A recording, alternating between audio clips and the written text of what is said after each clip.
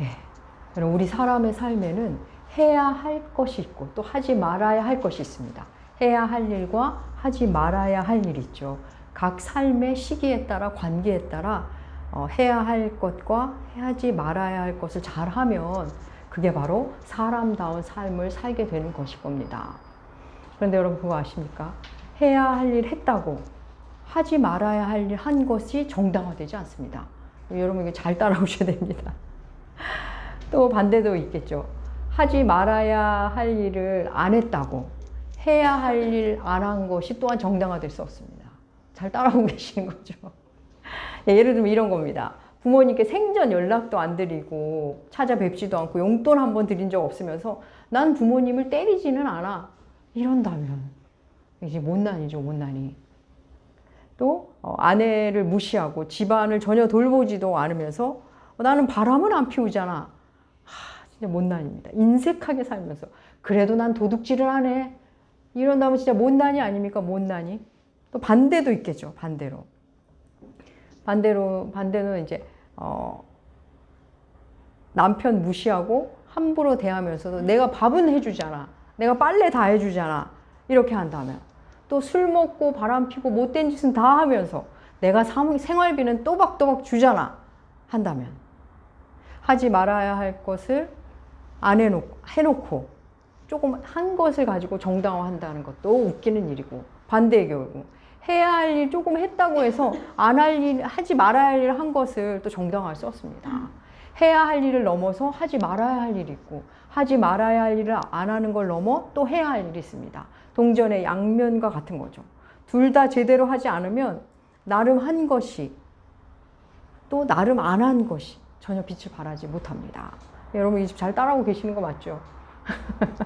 예. 오늘 우리는 계속 누가복음 함께 하고 있습니다. 오늘 말씀에 하지 말아야 할 것과 해야 할 것을 주님이 함께 말씀하십니다. 오늘 말씀은 또 제자들에게 이르시되 그러므로로 시작합니다. 또 제자들에게 이르시되 그러므로. 우리 그러므로 먼저 살펴볼까요? 그러므로는 항상 앞의 이야기와 문맥 속에서 보셔야 합니다. 앞에 어떤 이야기를 하고서 그러니까 이런 의미겠죠. 그래서 그러므로라는 접속사는 앞에 있는 이야기를 숙지한 사람에게 의미가 있습니다. 그러므로 다음의 말은 언제나 보다 구체적인 이야기가 나올 가능성이 큽니다.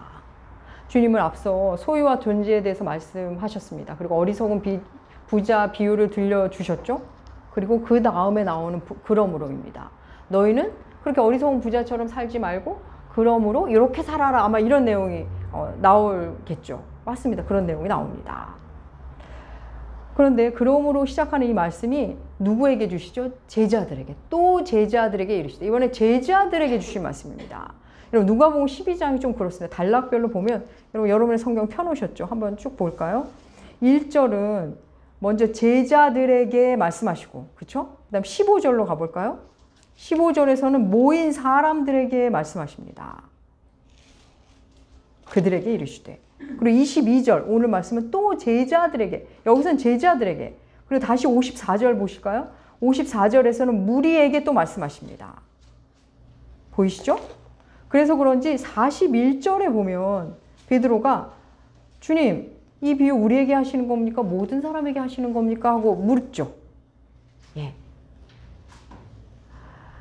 말씀의 대상이 바뀌는 게 보이시죠? 주님은 제자들에게 말씀하시다가 우리에게 말씀하시고 또 제자들에게 말씀하시다가 우리에게 말씀하시고 대상이 바뀝니다. 여러분 주님이 말씀하실 때 어떨 때는 대상을 선명히 정하십니다. 오늘 본문은 제자들에게 주신 말씀입니다. 오늘 말씀 결국 제자들만 순종할 겁니다. 제자가 순종하고 순종하는 자가 제자입니다. 오늘 말씀 크게 하지 마라와 하라 두 부분으로 나눕니다. 먼저 하지 말 것을 말씀하시죠. 우리 여러분의 성경으로 읽어볼까? 누가복음 12장 22절 말씀 함께 읽겠습니다. 또 제자들에게 이르시되 그러므로 내가 너희에게 이르노니 너희 목숨을 위하여 무엇을 먹을까 몸을 위하여 무엇을 입을까 염려하지 마라. 예. 무엇을 먹을까 무엇을 입을까 염려하지 말라. 뭐 하지 마라? 염려하지 마라. 염려하지 마라. 지금 주께서 염려하지 말라는 내용은 의식주 문제입니다. 의식주. 우리 지난주 나눴죠. 오늘날 먹거리 보암직하고 먹음직스럽고 탐스러운 모양을 하고 있죠. 얼마나 예쁘게 만드는지, 얼마나 먹음직스럽게 만드는지. 또 볼거리는 어떻죠? 육신의 정욕, 안목의 정욕, 이생의 자랑을 막 우리를 막 끌어오르게 하는 그런 것들이 얼마나 많습니까? 입을 것부터 시작해서 탈 것, 거주할 것, 뭐 사는 곳, 다 여기에 해당되겠죠. 그래서 그런 집에서 살지 못하면, 그런 옷을 입지 못하면, 그런 차를 타지 못하면 마치 인생의 패배자인 양 매스미디어가 맨날 떠들어댑니다. 그래서 사람들은 그 흐름에 묻혀서 이 정도는 먹어야지, 이 정도는 입어야지, 요즘 이게 유행이래, 이 정도는 타야지, 이 정도 마을에선 살아야지. 그렇게 살곤 합니다. 그런 삶을 쫓느라 몸도 마음도 다 병이 든 상태입니다. 스스로 비교하고 괴로워하고 늘 스트레스 상태입니다. 판단하고 정죄하고 염려하느라고 매일 하루하루를 그렇게 보냅니다. 우리 주님 분명히 말씀하십니다. 무엇을 먹을까? 무엇을 입을까? 염려하지 마라. 그런 거 하지 마라. 그러면서 우리 주님 늘 그렇듯이 언제나 그랬듯이 아주 친절하게 설명해 주십니다. 여러분 이제 우리 누가복음 12장 24절부터 30절까지 읽을 거거든요. 여러분 주께서 다정하게 하시는 말씀 여러분의 목소리로 여러분에게 들려주시기 바랍니다. 누가복음 12장 24절에서 30절까지 우리 함께 읽겠습니다. 까마귀를 생각하라.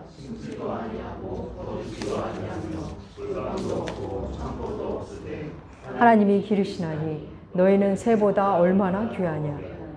또 너희 중에 누가 염려함으로 그 길을 한 자라도 더할 수 있느냐.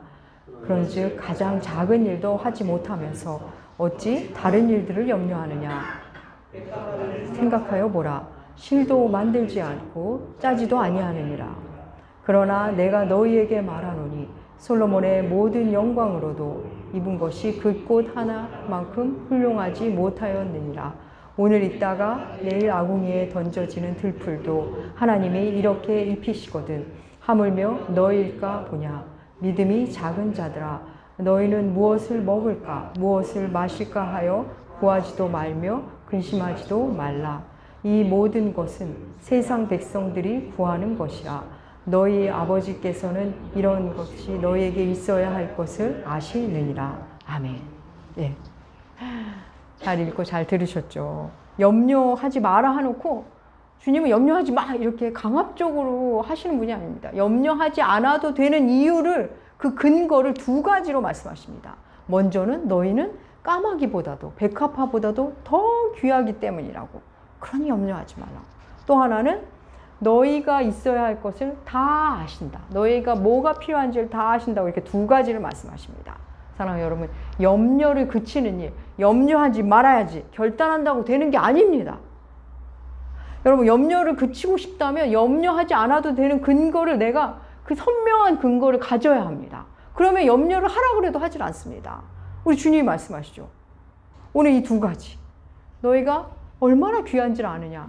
하나님은 너에게 필요한 거 다 아신다. 이거를 다 아시고 인격적으로 받아들이십시오. 그럼 염려가 그치게 됩니다. 여러분, 도대체 어디서 자는지, 비 오면 도대체 어디에 숨어 있는지 알지 못하는 그 새들.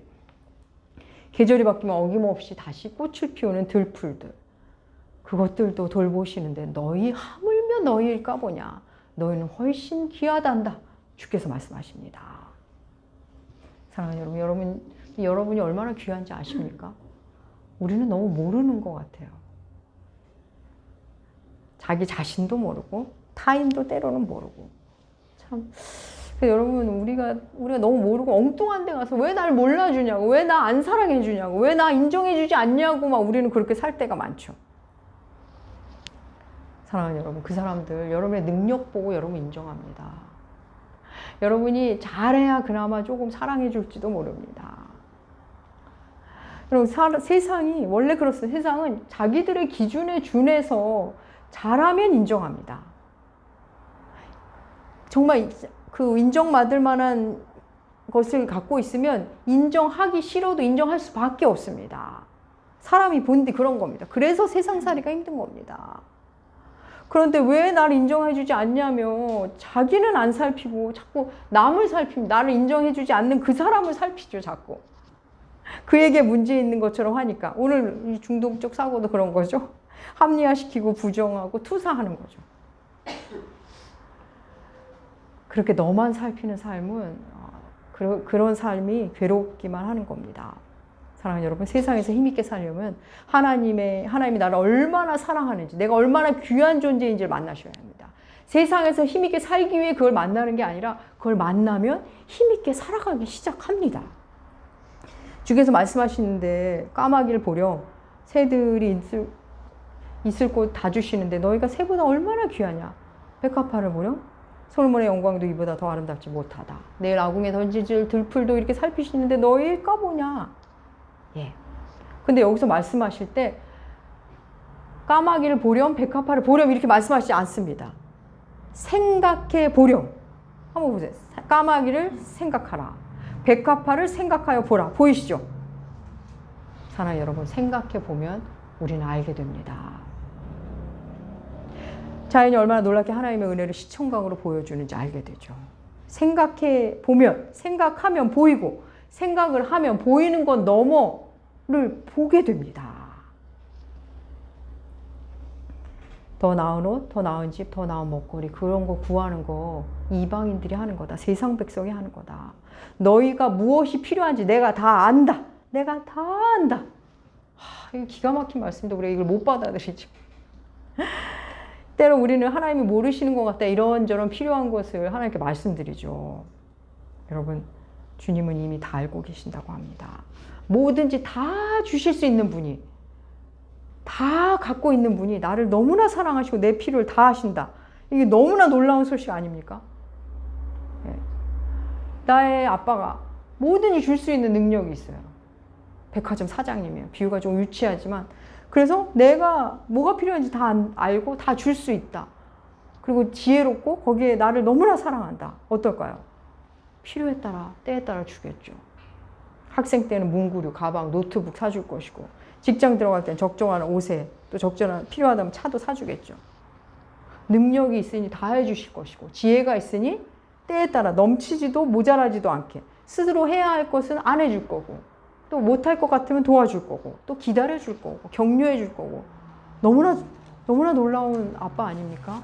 사랑이 많고 많으니 또 거기에 지혜가 있으니 얼마나 좋을까요? 그럼 우리 가은이 지금 자고 있는 것 같은데 우리 가은이가 뭐가 필요한지 엄마 아빠는 다 압니다. 다 해줄 수 있습니다. 가은이에게 필요한 옷가지, 기저귀, 분유, 놀잇감 아빠가 해줄 수 없는 게 없습니다. 가은이에게 맞는 개월수에 맞춰서 다 해줄 겁니다. 그런데 가은이가 우리 집에 기저귀 떨어졌으면 어떡하지? 엄마 다 사놓은 거야? 엄마가 혹시 분유 안 사놓은 거 아니야? 잊어버린 거 아니야? 이렇게 생각하며 산다면 어이없는 노릇이죠. 말도 안 되는 거죠. 그렇습니다, 여러분. 하나님과 우리 아이 사이가 가은이와 엄마 아빠의 관계 같은 겁니다. 여러분, 우리는 하나님을 하나님 아버지라고 부르는 존재입니다. 여러분, 이거 우리가 하나님 아버지라고 부른다는 게 얼마나 놀라운 건지 여러분이 진짜 깊이 한번 만나셔야 됩니다. 하나님 우리의 필요를 다 아시는 분입니다. 신앙이 자라면 이런 어떤 물질 청부서 같은 기도는 점점 줄어들게 됩니다. 왜냐하면 지나온 세월을 보면 하나님이 나한테 꼭 적합한 물건들로 채워주셨다는 걸 알게 됩니다. 하나님은 너에게 있어야 할 걸 다 아신다. 이 깊은 의미는 뭐죠? 안 주시면 없어도 되는 겁니다. 안 주신다? 나한테 없어도 되는구나. 최고급이 필요했는데 중저가로 주신다? 그걸로도 충분한 겁니다. 저도 예전에는 하나님 모르실까 봐 이것저것 필요한 거 막 참 많이 요구하며 살았던 것 같습니다. 근데 시간 속에서 없으면 없는 대로 살 줄 아는 것, 안 되면 안 되는 대로 그냥 사는 것이 믿음이라는 것을 점점 배우게 됩니다. 그럼 우리 주님이 얼마나 안타까우신지 지금 한 얘기 또 하고 한 얘기 또 하시는 겁니다. 이어지는 말씀 그렇죠? 염려로 너희 키가 한 자라도 덜하겠느냐. 여기 한 자가 사실 한 규빗이거든요. 규빗은 손끝에서 여기 팔꿈치까지죠. 그러니까 성인 남성으로 치면 이게 규빗 하면 정확한 치수는 아니고 보통 이렇게 잽니다. 그러면 한 규빗이면 최소 30cm는 넘는 텐데 이 문장이 좀 그렇지 않아요? 염려한다고 네가 뭐 뭐 3cm 크겠니? 이러면 되는데 뭐 30cm 크겠니? 이건 말이 안 되죠. 그래서 사실 이 개역개정 번역이 조금 아쉽습니다. 그래서 새 번역과 공동 번역은 이 한자가 아니라 한 시간, 수명, 목숨 한 시간이라도 늘릴 수 있겠느냐로 번역합니다. 이게 훨씬 와닿죠. 왜냐면 어리석은 부자 비유가 그런 거잖아요. 목숨과 수명과 관련된 말씀이기 때문에 그렇게 보는 게 훨씬 적절한 번역인 것 같습니다.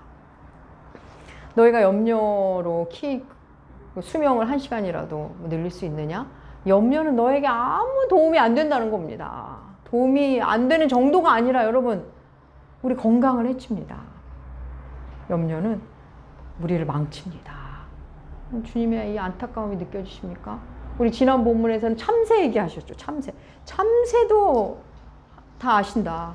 오늘 본문에는 까마귀, 백합화, 그리고 목숨 얘기를 하시면서 제발 염려하지 마라. 내가 너를 귀하게 여긴다. 내가 다 안다. 염려하지 마라. 사랑하는 남은교회 교회로 염려하지 마십시오. 우리 염려하지 마십시다. 아멘이 없으시군요. 염려하시고 살 거예요. 염려하지 마시기 바랍니다. 제가 주의 이름으로 선포합니다. 염려하지 마십시오. 주님의 이 안타까움을 느끼면 좋을 것 같습니다. 그러면 염려 안 한다고 단가? 내 마음대로 살면 되는가? 그렇지 않습니다. 이제 굳히기를 해야죠. 하지 말아야 할 것을 안 했다면 이제 해야 할 일로 넘어가야 합니다. 그렇지 않으면 우리는 기어이 다시금 하나님을 의심하고 불신하고 여기저기 염려를 끌어다가 챙겨서 다시 염려를 하는 존재가 됩니다. 그럼 굳히기를 어떻게 할까요? 누가복음 12장 31절 말씀, 여러분의 성경 함께 읽겠습니다. 다만 너희는 그의 나라를 구하라. 그리하면 이러한 것들을 너희에게 더하시리라. 아멘. 다만 한 가지만 하면 된다는 거죠. 그의 나라를 구하라 하십니다. 그러면 너희가 필요한 거 다 더하여 주신답니다. 너무나 믿고 싶은 말씀 아니세요? 너무나 받아들이고 싶은 말씀 아닙니까? 그럼 여기서 하나님 나라는 무슨 의미일까요? 뭐 우리 여러 가지 설명할 수 있죠. 하나님의 통치를 비롯해서. 근데 항상 성경 말씀은 문맥 속에서 읽으셔야 됩니다. 문맥 속에서.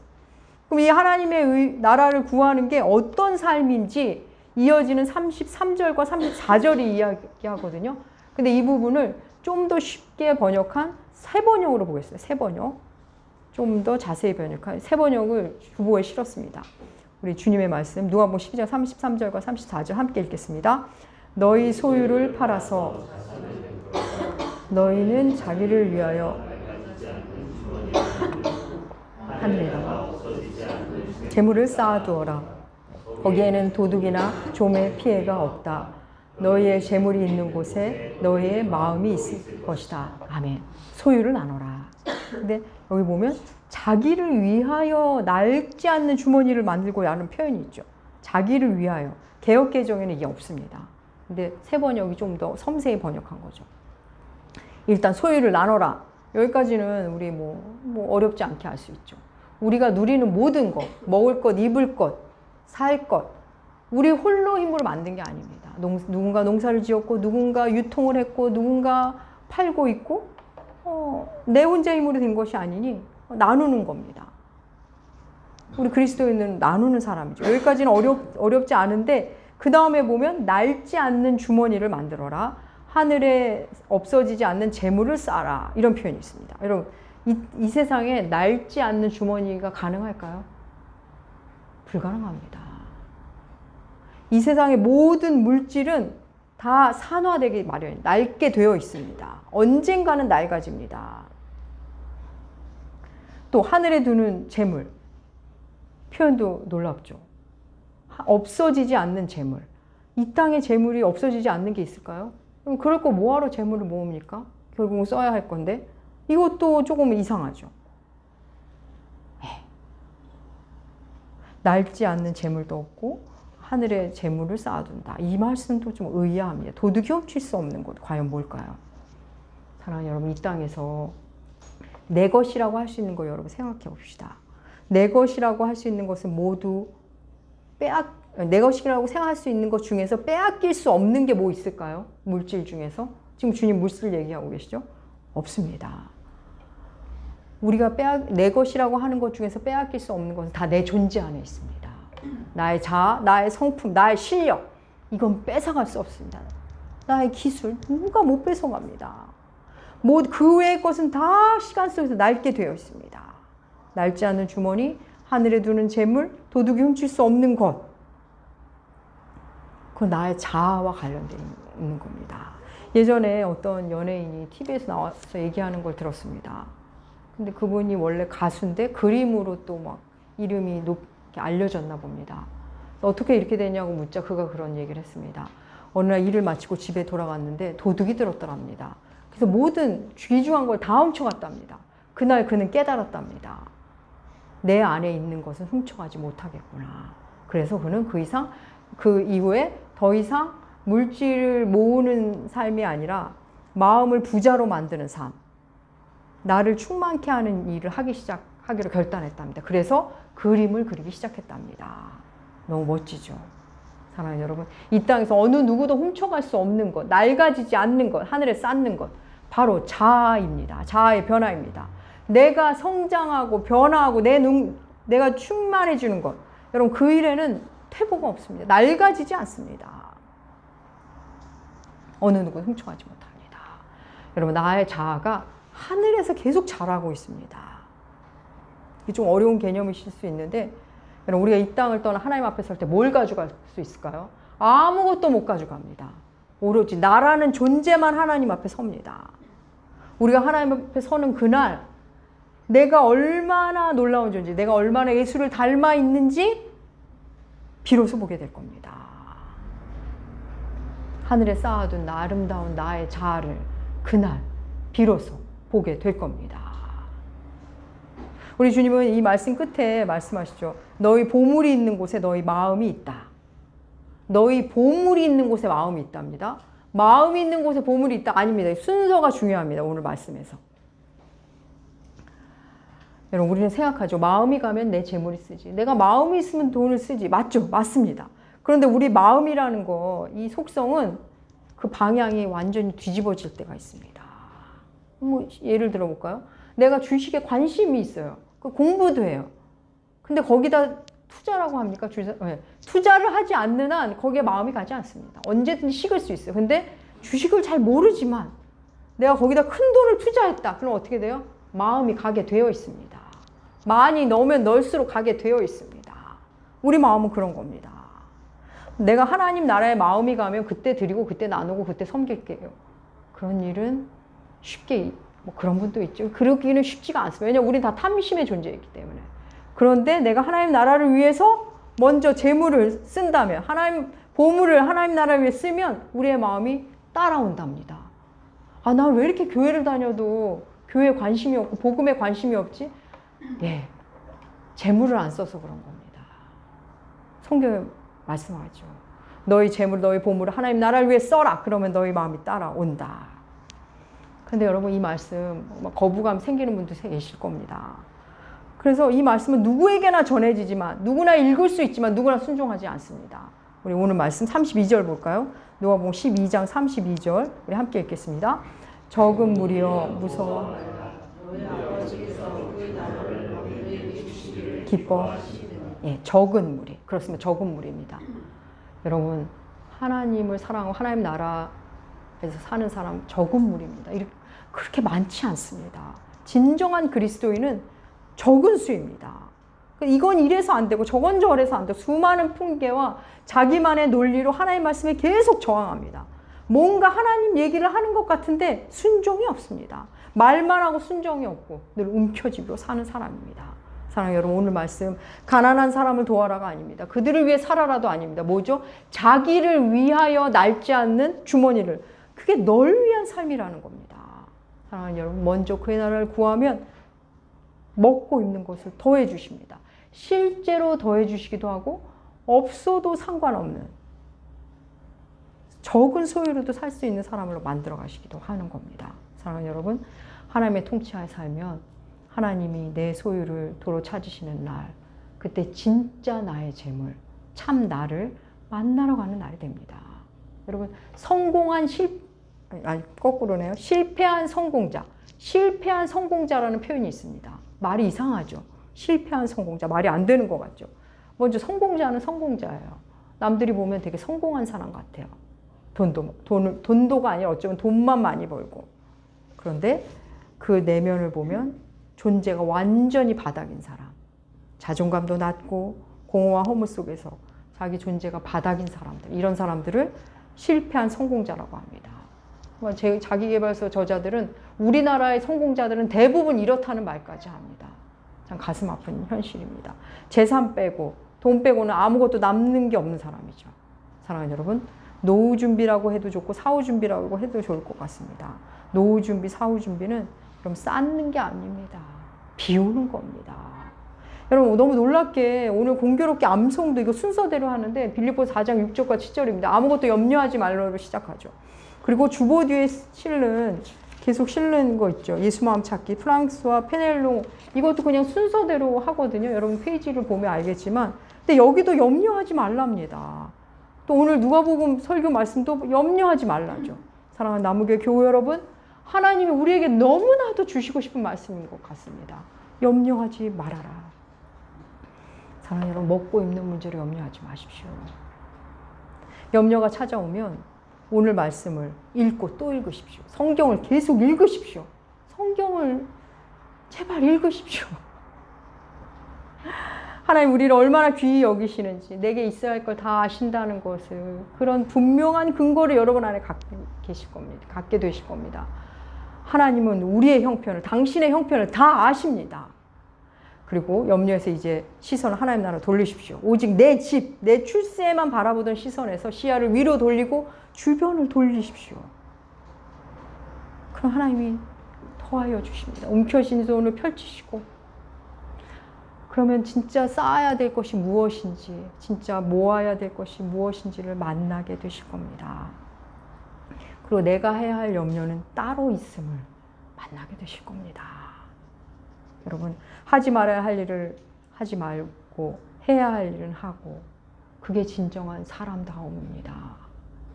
염려를 그치고 하나님 나라를 구하는 삶, 그리스도인 다움이고 하나님의 자녀 다움, 진정한 사람 다움입니다.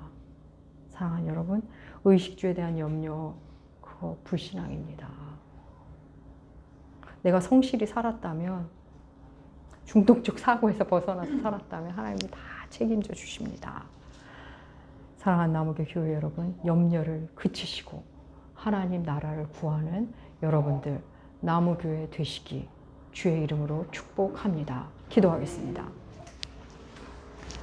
하나님의 그 크신 사랑을 알면, 주님의 그 크신 지혜와 능력을 알면 우리가 분명 염려를 그칠 텐데, 그 믿음이 없어서 염려로 한 세상을 살아갑니다. 염려로, 투정으로, 불만으로 몸과 마음을 망가뜨리고 관계를 망가뜨리며 인생을 망가뜨립니다. 하나님, 우리에게 믿음을 더하여 주시옵소서. 하나님의 사랑을 더욱 깊이 만나게 하여 주시옵소서. 먼저 그의 나라와 그의 의의를 구하는 사람다운 삶을 살게 하여 주시옵소서. 감사드리며 존귀하신 예수님의 이름으로 기도합니다. 아멘. 아멘.